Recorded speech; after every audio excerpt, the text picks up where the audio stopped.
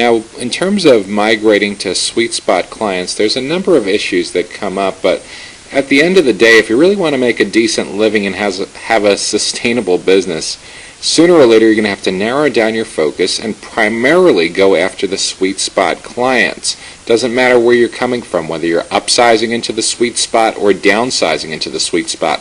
We're going to walk through both of the scenarios, as well as how you can use the calculator worksheets that we put together to help track your progress of where you're coming from in your upsizing or downsizing efforts and where you're going to in order to reach the sweet spot. But you're going to learn where to look and how to verify that a small business will in fact be a professionally gratifying company to work with, financially lucrative, and a stable source of recurring revenue.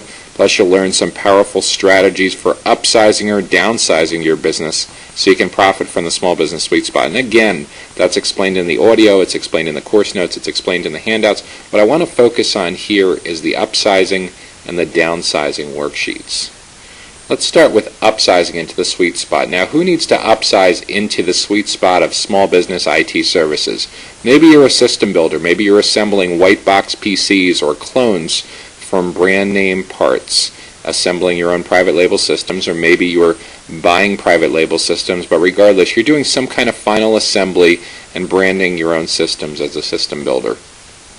Or maybe you own a retail computer store where you're primarily focused on selling products, on selling the desktop PCs, on selling the notebooks, on selling PDAs, printers, modems, digital cameras, shrink wrap software, whatever it is, but you have a retail computer store perhaps in a busy strip mall, and that's your primary business model, and you're thinking of moving into the sweet spot. Or maybe you're a consultant, you're an independent small business computer consultant, but you primarily work with consumers, like a B2C kind of market, or really tiny home-based businesses, or maybe home PC users. Or maybe you're just primarily reselling consumer-oriented PC products.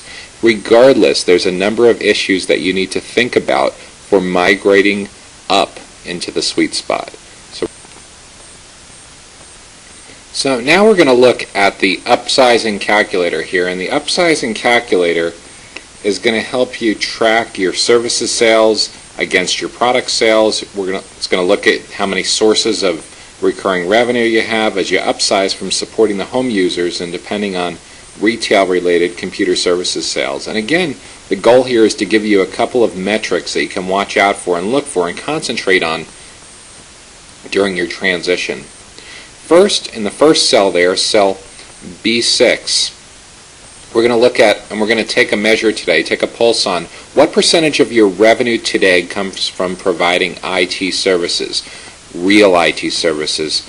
And you may be tempted to put in there such as things as one-shot deal, hard drive upgrades, or motherboard replacements, or power supply, or case upgrade, whatever it is. That's services, but it's not services. It's B2C kind of services as one-shot deal services. And yeah, you can put that in there if it makes you feel good that you have some services, but what I'm really looking for you to do is to look at B2B services that you provide. What's the percentage of revenue that comes from B2B IT-related services from the kind of customer, not a customer so much, but a client, and a client that could be a repeat client, because repeat business is really important. So let's go ahead and let's put that in there right now. Let's say you have maybe 10% of your revenue comes from B2B IT services. The next thing we're looking at is what percentage of your monthly revenue comes from selling products, hardware, software, and peripherals. And right now, because we're still really product heavy and we're upsizing into the sweet spot, let's say we've looked through our income statement, we look through QuickBooks, whatever it is, and we've determined that 75% of our revenue is coming from product sales, and we have another 15% that's unaccounted for from other sources. And then the third metric here that we want to take a pulse on today is how many of your clients do you have that you see, that you service at least once a month. Remember I said before, recurring revenue from regular clients is really important, so we want to know how many clients that you see at least once a month. And right now, because you're just starting out, you only really have 2 steady clients, so we'll enter that in there.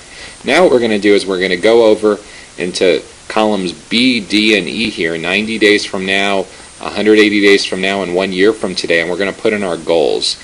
And let's go and first, we'll work backwards. You can work forwards if you like, but let's just say that a year from now we want to get to the point that 50% of our revenue comes from services and 35% of our revenue comes from product sales, And let's say we'd like to have 15 steady clients that we see at least once a month. Then it's a lot easier to figure out where we need to be at these interim goals of 3 months from now and 6 months from now. So let's go ahead and say that if we want to get from 10% services revenue to 50% services revenue, maybe by 6 months from now we're going to be at 40% services revenue.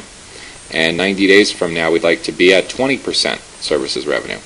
Now we want to decrease our product sales today from 75% to 35% a year from now. So how are we going to get from 75% to 35%? Well, maybe by 90 days from now we're down to 55% of revenue coming from product sales, and maybe by 180 days from now we're down to 45% of our revenue coming from product sales, to ultimately get down to that 35% figure a year from now.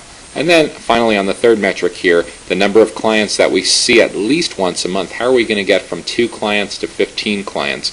Let's give ourselves a goal of 90 days from now that we would like to get to 5 steady clients, and by 6 months from now we'd like to be to 9 steady clients, and then in that other 6 months, from 180 days to 1 year, we're going to grow from 9 to 15 steady clients. So that's how to use the upsizing calculator for migrating to sweet spot clients. Do you want more of the best, steady, high-paying computer business clients? Then sign up for free, proven computer business tips now at computerbusinesstips.com. Again, that's computerbusinesstips.com.